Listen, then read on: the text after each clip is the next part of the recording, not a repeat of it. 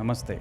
Welcome to Prana Stories. History is a study of philosophy led by examples. When you talk about history, the first thing people ask is, what's the proof? What's the evidence? So in this podcast, we are talking about one such evidence, which are inscriptions. Sri Sandeep Balakrishna sir, he's a writer, translator, and a socio-political cultural analyst. He's written several books focused on invasions that happened in India. One such book is Stories from Inscriptions, which we discussed in this podcast. This podcast is divided into 2 or 3 episodes, which will focus on 2 or 3 stories. Please like, comment, share and subscribe to Prana Stories. Thank you for supporting so far. Namaste. Sandeep Balakrishna sir, namaste. Namaste.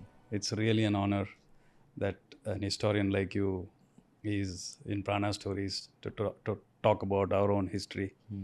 I mean, apart from you being an historian, I would like to personally call you like a warrior of Dharma. Right? Because intellectual warriors are required in the world of so many narratives that are being spun in so many different ways, right?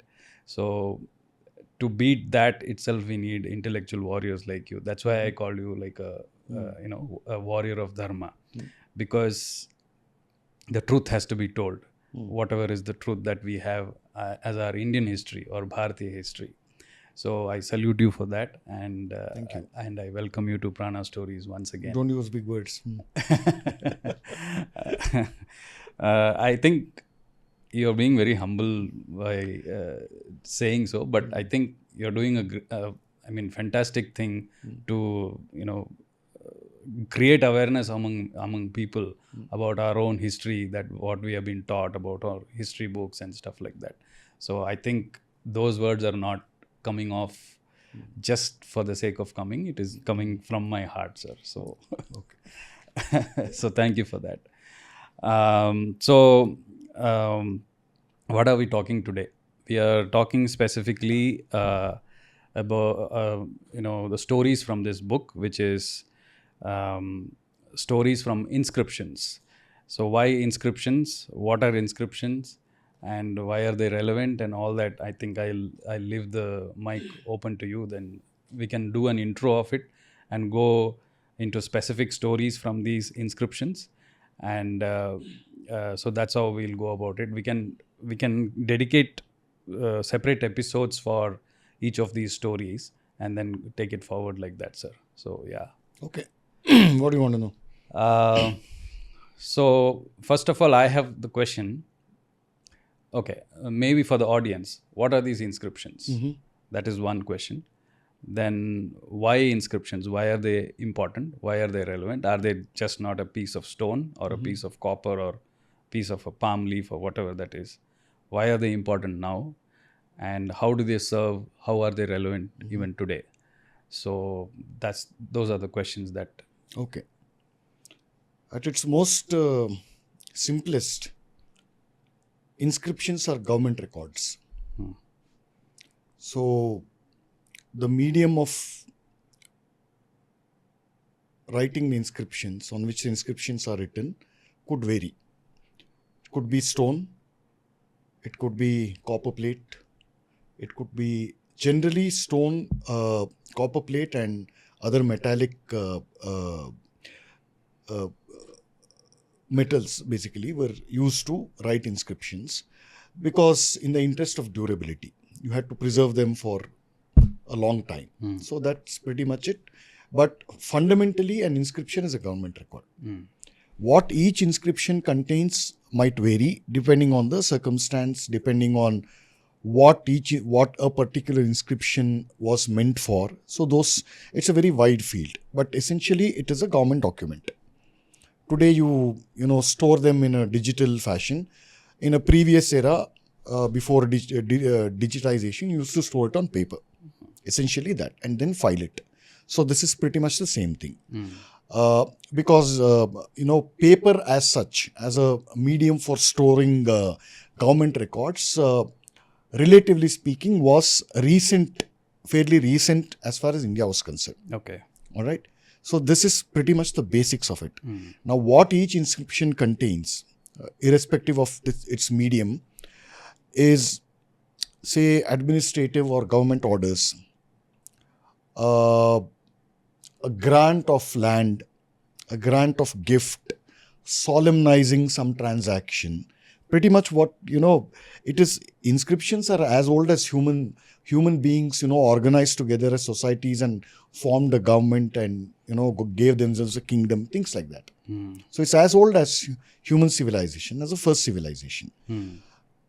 And then the importance of inscriptions for studying Indian history especially, and is vital because inscriptions are the primary records which reveal not just, sorry, the name of a king or the name of some bureaucrat or some chieftain or a village headman. It's not just that. It reveals several things at the same time. It gives you a social picture of a certain period, in social picture in a spatio-temporal context, meaning how a society looked in, say, the 10th century CE in Madur. How was it organized? And what were the beliefs? Plus, then it also gives I've written a very detailed introduction in this, my book. Yeah. So you can read that for details.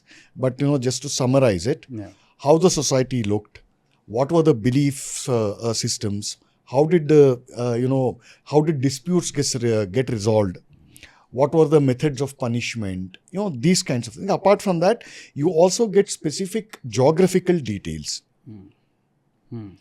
Like, what was it called? What was the name of a place called? Yeah. What is today known as Bangalore? Without inscriptions, you cannot reconstruct the history of India. It's as simple as that. Or the history of any dynasty. So, like I said, history of India. So, for the longest time, inscriptions had become both an art and a science in itself. Arthashastra, Kautilya dedicates a separate section to describe the qualifications of a scribe or a person who writes inscriptions. And all the way from there till the Vijayanagar period, there is a beautiful inscription written on stone which tells us the exact rules of language, rules of composition to be followed for a writer of inscriptions. So this kind of first-hand details you get.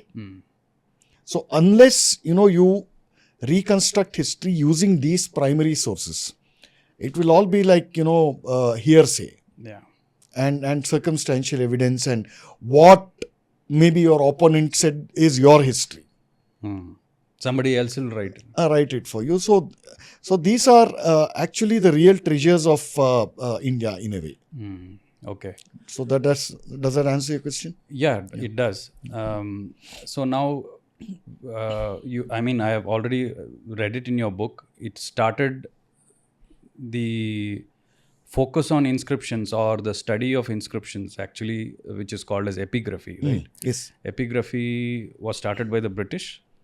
One of the British guys. A systematic study of inscriptions is known as epigraphy, and the study of inscriptions as a formal discipline did not exist in India till the British gave it an academic color and developed it as a separate discipline. Okay. Yeah. So till then, all these inscriptions that are found today were all buried or like? Yeah, they were pretty much buried, lost due to wars, famines, natural causes, various reasons. Okay. So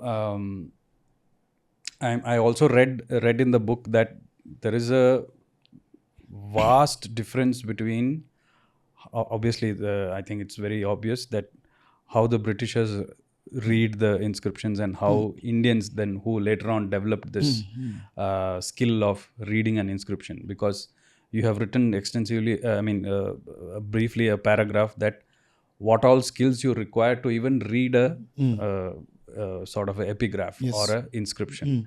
Can we just talk about that? Like, what all does it? Because you said there are skills required for a scribe also. Right now, generations have passed, years have passed, and now if someone has to read that script, he will have to have the same kind of sort of knowledge and skills to read that, right? So why is that required? No, not necessarily. The skill for writing or the knowledge or the qualification for writing these inscriptions. Remember, I said they are government documents. So you transport yourself back to 8th century in Badami, Karnataka. And you are employed as a writer of inscription. What you will need, the qualifications as a scribe. You are essentially a bureaucrat. What you will need as qualifications is a fine command over language. And most of the inscriptions were written in the form of poems, versifications basically.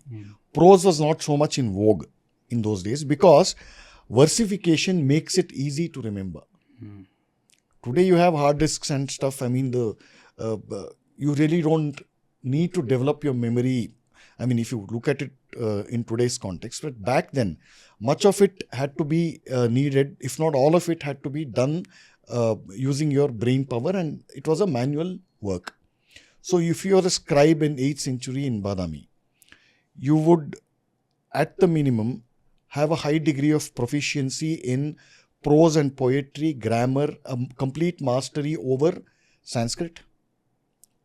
8th century, alva. So Nadugannada, which is Kannada, and some kind of a formal training in government documentation. So, and an ability to comprehend the subject matter relating to that inscription. Let us say this inscription relates to an event, a land grant, or the chieftain of your village, his daughter is getting married to another boy in some other village. And he will dictate, you have to, the marriage is solemnized and, weddings are over. So in honor to record that event, he will ask you to write that grant or that inscription. So you should be aware of that entire, of his lineage yeah. Of his, the boy's side lineage, the social customs, who all witnessed at wedding, how much food was prepared. These details are also there in some inscriptions. And who was the Purohit who conducted the marriage? What was the gifts exchanged? So some inscriptions go into this level of detail. Now, you are basically a clerk in today's parlance. Yeah. But these are the qualifications you had to need. Now, to decipher this 8th century inscription today, what you would need, you no longer live in that society. You are still in Badami, but you find this inscription. But you don't have access to that society anymore. Your educational system, which you've passed through, is completely different. Yeah. So, it is, like I said in this in my introduction, epigraphy is a very exciting field. It's a very rewarding and at another level a very, very, very fulfilling discipline. So you would need to know, first of all, what is the stone on which this, assuming that this inscription is written on stone, what is the kind of stone on which it is written? What is the language in which it is written? What is the script in which it is written? All right. What are the measurements that this inscription takes? How many lines are there in this in that inscription? And what is the versification used? What is the meter used? Chandas used in that. You should know. So for that, you should have almost a master level training in the language in which that inscription is written. Right. So in this case, Kannada. Yeah. So not just today's Kannada. You should have a complete knowledge of the entire history of the Kannada language to read, write, understand. and decipher. And then you would have obscure terms which were then in vogue, but you don't know the meaning, what it means. Correct. For example, Haga. There's a word called Haga in Kannada. There's a word called Visa in Kannada. These are units of measurement. Okay. Just like we say kg and grams and miles and kilometers, Haga, Visa, these are units of measurement. All these are technical terms. So you look at the amount of multidisciplinary knowledge that you should have. Plus you should understand the topography of Badami as it existed in the 8th century. 8th century, yeah. What was the political condition? What was the economic condition? Who was ruling? What was its relationship with other dynasties? So only when you are armed with this kind of knowledge can you decipher these inscriptions. So much of research is required to read at least one multidisciplinary research. Wow. Are there epigraphics available even today? Of course, the government has, no? Archaeological Survey of India. It has an epigraphy department. Okay. Yeah. And are we, in terms of getting more new and new inscriptions every... Yeah, every ASI especially is involved in a continuous process of finding out, doing new excavations, finding out, if there are new inscriptions available.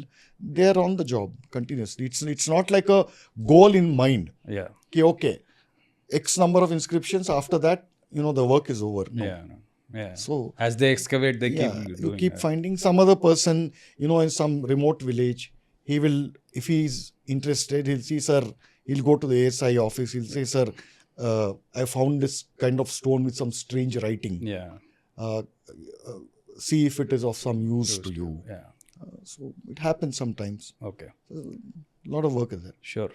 So let's actually move on to, couple of these specific inscriptions that were found and the stories behind them. Right. The first one we can say, actually, I'm just reading it out from your book, from the table of contents, is the connection between Arasikere with Thrissur. Yeah. I was actually intrigued by that. Yeah. Like Arasikere is in Karnataka. Yes. And Thrissur is in Kerala. What is that connection? And I read that chapter first. This is okay. Go on. So the actual title is The Edifying Diplomacy of Kunjannambi Shetty. Yes. Or the profound connection of Arasikere with Thrissur. Yeah. Now Kunjannambi Shetty is one. Kunjannambi, I can relate today that Kunjannambi is a very Malayali name. Typical Malayali. Right? Yes. Shetty, okay, I was like, okay, what is Shetty doing there? Yeah. Was another intrigue that I had. So why can we talk about that story? This occurs sometime, I think, in during the rule of Sevunas or Yadavas, which is roughly 13th, 14th century. 12th, 13th, 14th. So roughly during that period. Which area were they? I'll tell you. Yeah. So the context is that Karnataka, large parts of Karnataka was under the rule of Hoysalas. And when you travel up towards Maharashtra, Devagiri or Daulatabad, so that was the capital of the Sevunas or the Yadavas. Now, the Sevunas initially were, they were feudatories. When you go back, trace their origins, they were feudatories of, at various points of Rashtrakutas and Chalukyas and even Hoysalas at various points. Okay. And then they carved out their own independent kingdom. So this was a very confused and a chaotic period in the history of India, that 13th century onwards till the Islamic invasions, swept even South India. So this story occurs in that period. Okay. So there was a businessman named Kunjanambi, hailing from Kerala, somewhere near Thrissur. Okay. That was his Mulasthana or his original place of native place. And he was renowned throughout South India. What is today known as Kerala, Tamil Nadu, Karnataka, Maharashtra. These divisions did not exist. Yeah. All these names The states as we know them did not exist before 1956. And 1951, sorry, linguistic reorganization. Happened. These divisions didn't exist. So this Kunjanambi was renowned in all these regions. He was a very shrewd, a very successful businessman, involved in several businesses, including precious stones. He was a trader of precious stones. So with his eyes, just with his eyes, he could spot a fake diamond. Gemstones, gold. A very wealthy businessman. He also used to trade in animals, horses, various kinds of guy. A very resourceful person, very wealthy and successful guy who had earned respect from Hoysalas, who had earned respect of even the Sevunas. Now, if you look at his story,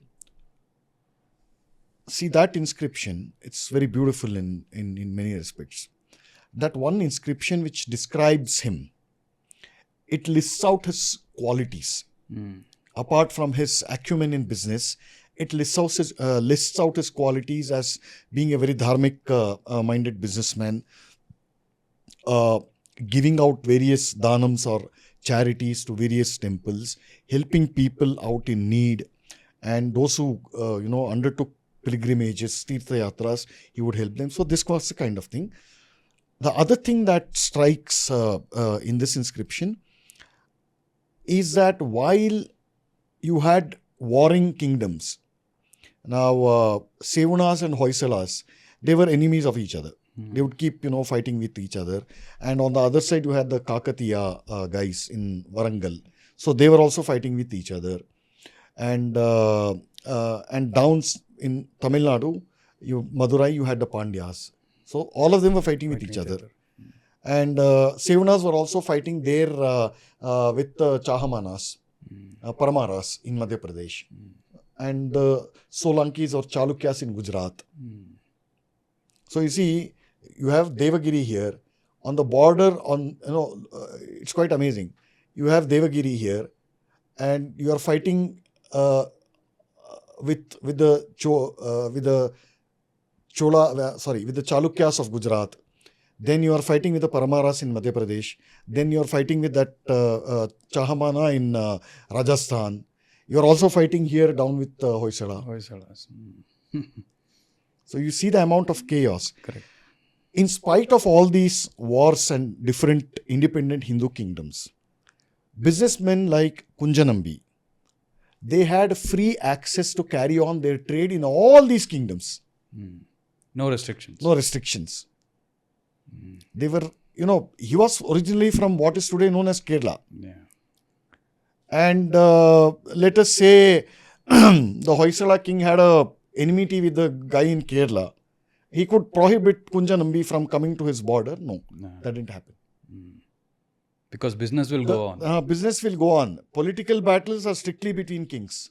And armies. Strictly between kings. So, eventually, Kunjanambi Shetty, on one occasion, he stopped a war between the Hoysala king and the Sevuna king. I think his name was Ramachandra or the one, or Billama, one of those guys. So he, put both of them together across a table and he said, look, this is senseless. Stop doing this. It'll be better if you both, act in a spirit of mutual cooperation. My business will also, kind of be helped. And your economy will also grow proportionately instead of spending all your wealth in senseless wars. So his eloquence, his method of persuasion was so effective that the Hoysala king awarded him with a great title and gave him some land grants, substantial number of villages somewhere in North Karnataka. Okay. And later, after Kunjanambi Shetty, he gave his daughter in marriage to a Kannadiga. Okay. And that guy, his son-in-law, I forgot. I forgotten Yeah. his name. You can Yeah, just yeah, I'll read it check out. that. It is there. Yeah. So he was also described. His son-in-law was described as a great dani, Yeah. a great Vishnu bhakta, Right. who gave, made enormous amounts of danams for tirtha yatras, for gave lots of endowments to different temples across India. I read that Kunjanambi was a Vishnu Bhakta. Vishnu Bhakta. But his Vishnu son Bhakta. His son-in-law was a Shiva. was also a Vishnu Bhakta. Huh. His son-in-law's younger brother was also a Vishnu Bhakta. Yeah. And later, Yeah. by the third generation, Yeah. his grandson, Correct. Yeah. they, by that time, the Shaiva Bhakta movement takes off in a big way in Karnataka. Correct. And they have all effectively become Kannadigas. And this grandson, Yeah. he is named in the honor of his grandfather, Kunjanambi. Correct. So his son is Kodandanambi. Kondanambi. Kondanambi. Kondanambi. Yeah. Yeah. And they were also in Vishnu Bhakti. Yes. The other person who became Shiva Bhaktami is also called as Kunja. Kunja. Kunja. Yeah, Kunja. Yeah. His son was Kunja actually. Kunja. Yeah. So he is named after his grandfather Yes. Kunja. Yeah. And by that time, they have all become Shaivites. Yes. In the third generation, they have become Shaivites, and Right. they have shifted their base near Arasikere. Its original name is Arasikere. Arasi means queen. In Kannada. So Arasikere. Kere is a lake. Yeah. So the place is named after that. There is still a lake in Arasikere if you go today. Right. It's the same It is Arasikere. there, yeah. There are several Arsikeres in Karnataka, but generally when you say Arasikere, it is this on the way to Hassan. Or Tumkur. Yeah. Away from Tumkur. Yeah. It is approachable from Hassan also. So typically called a coconut belt. So these people have settled there. And Kunja, he completely becomes a Shaiva monk, what are known as Shiva Sharanas. So he totally gives up everything, family life, everything. He becomes a Shaiva monk. Yeah. And then he decides to, in his honor, his daughter or his daughter-in-law, I forget, it's there in the book. Yeah. Either his daughter or daughter-in-law, they decide to construct a temple in the honor of Shiva. Yeah. So, and plus in his honor, in honor of this Kunja. Yeah. So that is why it is called a Kunjeshwara temple. Yes. Yes. It is still there near Arasikere. Okay. It's still there. Kunjeshwara, it is still Kunjeshwara called... temple is still there. Okay, nice. Yeah, it is still there. And then does the inscription also... I think the inscription also says Kandanambi made lavish grants to this temple. Yeah. That's what this inscription says. Yes. Wow, it's a fascinating story. So And this is a connection between Thrissur and yeah. Arasikere. And she, Kandanambi's daughter Chandavve. Chandabbe. Yeah, Chandabbe. So that is why it is called as Arasikere? No. Chandabbe is different. Okay. Arasikere is a proper name. Okay. This Arasikere is not built after her honor. Okay. No, because I thought she also had, she became the chief trustee of the temple. Yeah, obviously. Okay. See, how you ratify it is that, let's say you build a temple. I mean, you seed it, that Sankalpam is born in your mind and then other people contribute. But you have the lion's share of contribution for various reasons. So essentially, you will have the first right of puja and you become the chief trustee, things like that. Right. And other people contribute. They give they have their own share in that order of importance in the temple. Typically, like how it happens today. Okay. So, I mean, in terms of the takeaways from this inscription, from the story, that the key takeaways that probably even I can say is that business was as usual, even though there were warring of republics, right? Warring kingdoms were there, right? Business was going as usual. And it was not just Kunjanambi Shetty, there were maybe Several Hundreds other of them. hundreds of Hundreds of them. businessmen. I'll give you one example. One small data point from this story only. Hmm. Uh, which is that place? Raichur. Hmm. Near Raichur, the Sevunas had built several towns just for storing grains, all kinds of grains.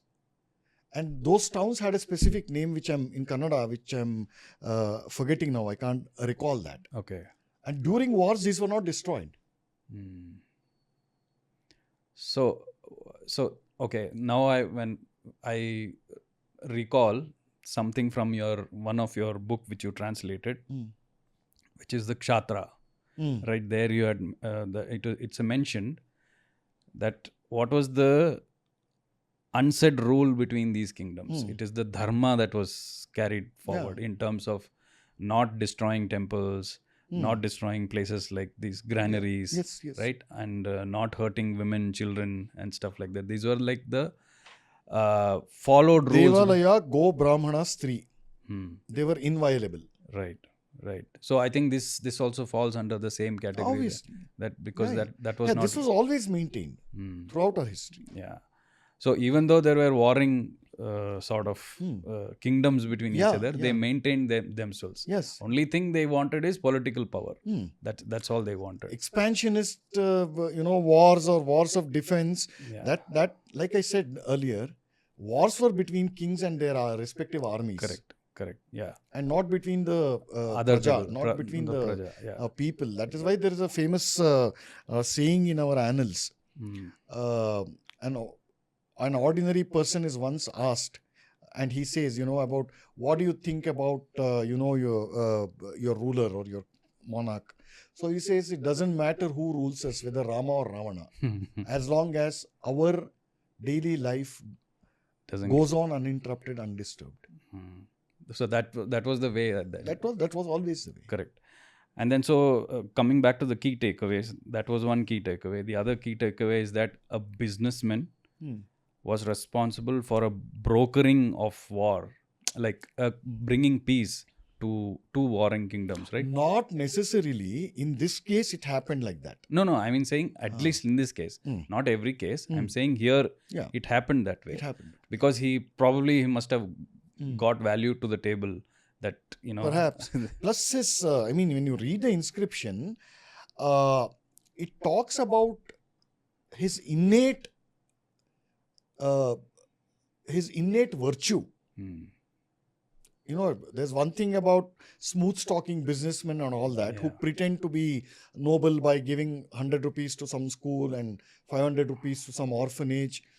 But in his mind, that will also be an investment for something else. Correct, yeah. This man was not like that. He was genuine. He was a genuine, noble person.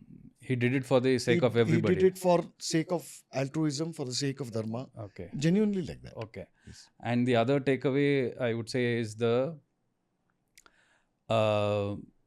what we see, the popular narrative between Vaishnavism and Shaivism and all that stuff, right? This family came from Thrissur, who were completely Vaishnavas, and they're the other generation, the third generation of them, completely became Shiva Bhaktas. Yes. And they erected a temple in the name which is existing even today. Right? Yeah. So there is no factionalism between these kind of, Yeah, these are all fluid. Yeah. The whole Shaiva versus Vaishnava alleged fight, it was largely restricted to scholarly debates.